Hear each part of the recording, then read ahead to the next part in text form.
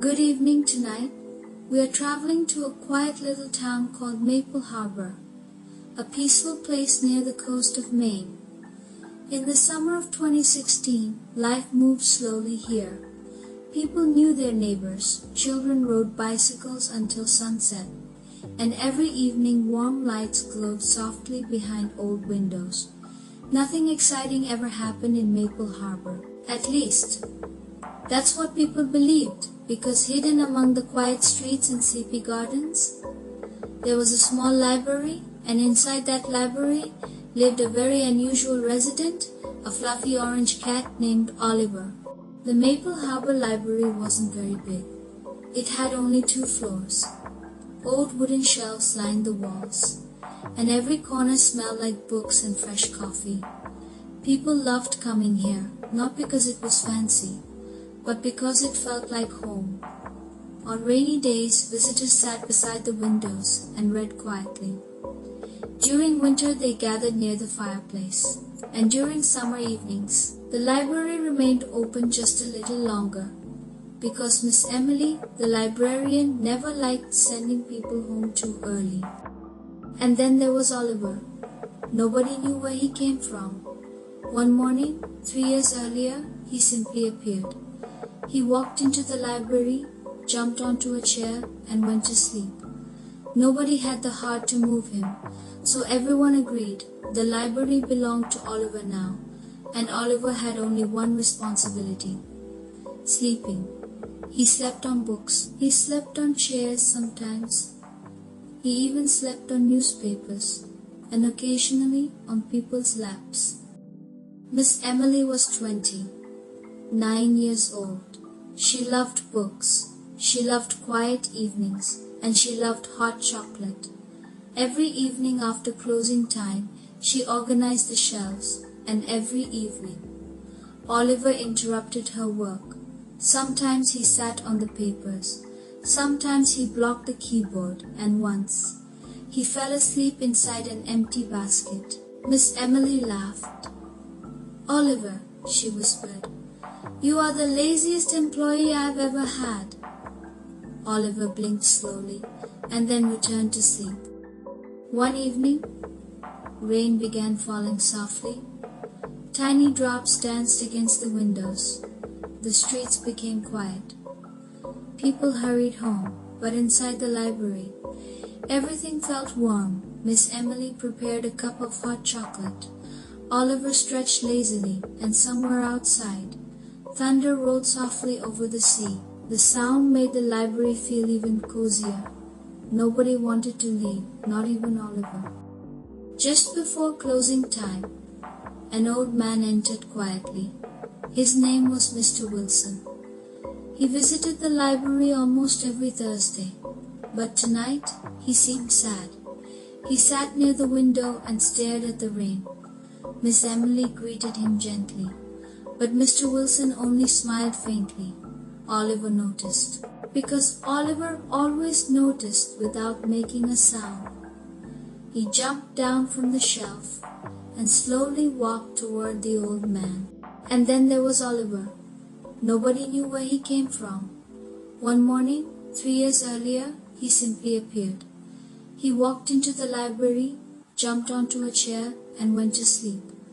Nobody had the heart to move him, so everyone agreed the library belonged to Oliver now, and Oliver had only one responsibility: sleeping. He slept on books. He slept on chairs sometimes. He even slept on newspapers, and occasionally on people's laps. Later that night, Miss Emily noticed something strange. Her cookies were missing again. This had happened 3 times already. Mr. George, the janitor, swore he wasn't guilty, and now Miss Emily was determined to solve the mystery. Suddenly, crunch, crunch, she turned around, and there was Oliver, his face covered in cookie crumbs. Miss Emily burst out laughing. "So it was you all along."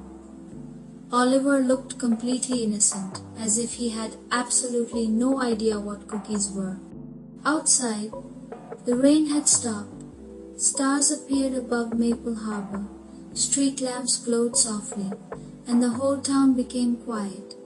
Inside the library, Miss Emily finished her hot chocolate. Mr. Wilson waved goodbye, and Oliver curled himself on top of 3 history books within seconds. He was asleep, dreaming peaceful dreams. And somewhere in the silence of the night, the old library rested peacefully, waiting for another quiet evening. Good night, Maple Harbor, and good night, Oliver. Sleep well. The next morning in Maple Harbor Library, something very important was missing again: the cookies. Miss Emily stood with her hands on her hips. "Oliver," she said softly, "did you take them again?" Oliver blinked slowly, very slowly, as if time itself had stopped. Then he stretched and turned his head away. That was his answer. Maybe yes, maybe. Mr. George, the janitor, was tired of being blamed. "I did not take the cookies," he said for the 5th time. Miss Emily laughed gently. "I believe you, George." Oliver yawned loudly in the background, as if he was completely uninterested in the investigation. That night, Mr. George decided to stay late to find the real cookie thief. But at exactly 11:47 p.m., he fell asleep on a chair, and the mystery remained unsolved. Weeks passed, the summer heat disappeared, leaves turned orange, red, and gold, and slowly. Autumn arrived in Maple Harbor. The library became even cozier. People started wearing warm sweaters. Hot drinks became more popular, and Oliver, he slept even more than usual, if that was even possible. One evening, Miss Emily lit the old fireplace. A soft crackling sound filled the room. Warm light danced across the walls. People gathered around with books. Nobody spoke loudly. Nobody rushed. Even the world outside seemed to slow down. Oliver moved closer to the fire, curled up, and let out a soft, happy purr. But one night, something unusual happened at exactly midnight. A strange sound came from the library basement. Thump, thump, thump. Miss Emily froze. Mr. George stopped breathing. Even Oliver opened one eye. Slowly, very slowly, he stood up and walked toward the basement door. Everyone followed him quietly, because when Oliver moved, people paid attention. That night, no one went home early. They read the journal together, page by page, story by story. Some were happy, some were sad. Some were about love, some about loss, and Oliver, he stayed quietly beside them, as if he understood every word. Maybe he did. Then, it happened. The first snow of the year. Soft white flakes covered Maple Harbor. Children woke up excited the next morning. The library became magical. Windows glowed softly against the snow, and Oliver sat perfectly still, watching the snow fall for almost 5 minutes, which for Oliver was a very long time.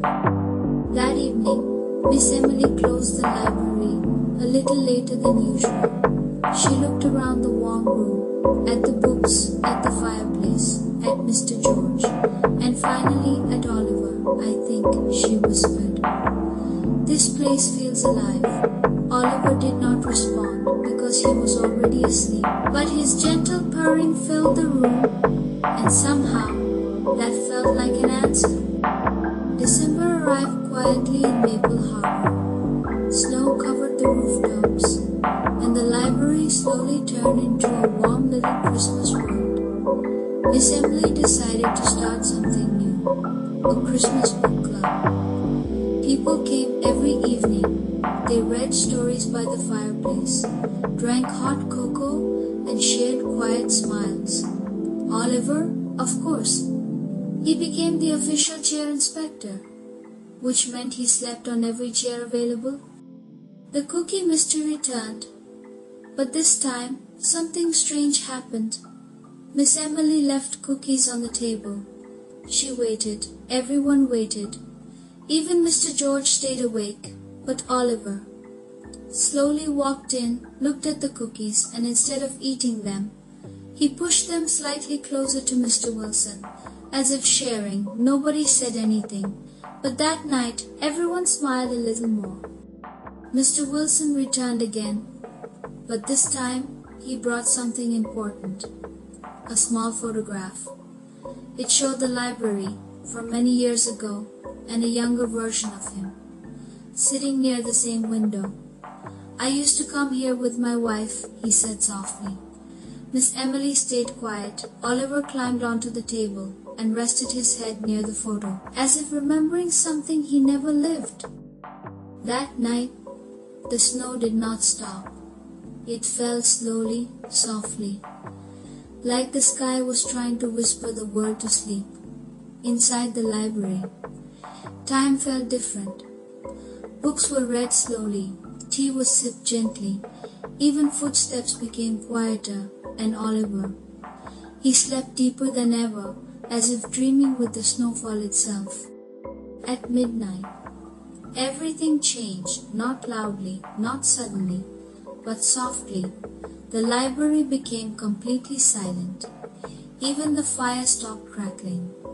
Oliver opened his eyes, walked to the center of the room, and simply sat there, looking at everything, as if saying goodbye to the night itself.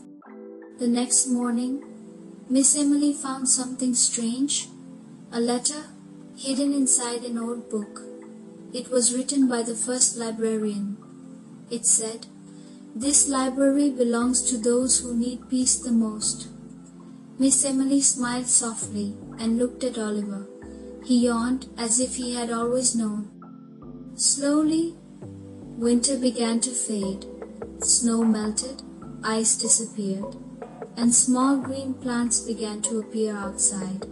Spring was coming back.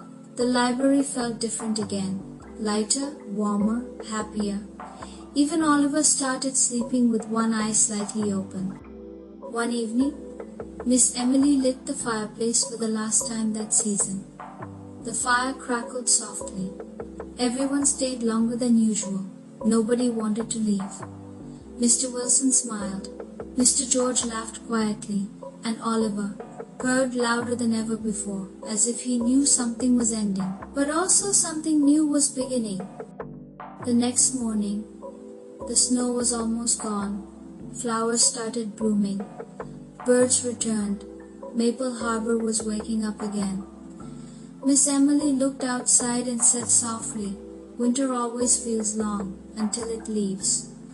Oliver stretched and jumped onto the windowsill, watching the world change, quietly, patiently, like always. That night, the library was quiet, very quiet, not empty, just peaceful. Oliver curled up on a stack of books. Miss Emily turned off the lights one by one. Mr. George locked the door, and Mr. Wilson stood near the window for a moment longer. Nobody spoke, because nothing needed to be said. Some places speak better in silence. Before leaving, Miss Emily whispered, "Good night, Oliver." Oliver did not move. He was already dreaming of books, of snow, of warm fires, and of quiet people who needed peace outside. The moon rose slowly over Maple Harbor, and the library stood still, like a memory, like a dream. And now, everything becomes quiet. Your thoughts slow down, your breathing becomes soft, just like Maple Harbor. Everything is safe, everything is calm, and somewhere in a small library in Maine, a sleepy orange cat is still dreaming, watching over the silence. Good night, sleep well, and let the night carry you gently into dreams.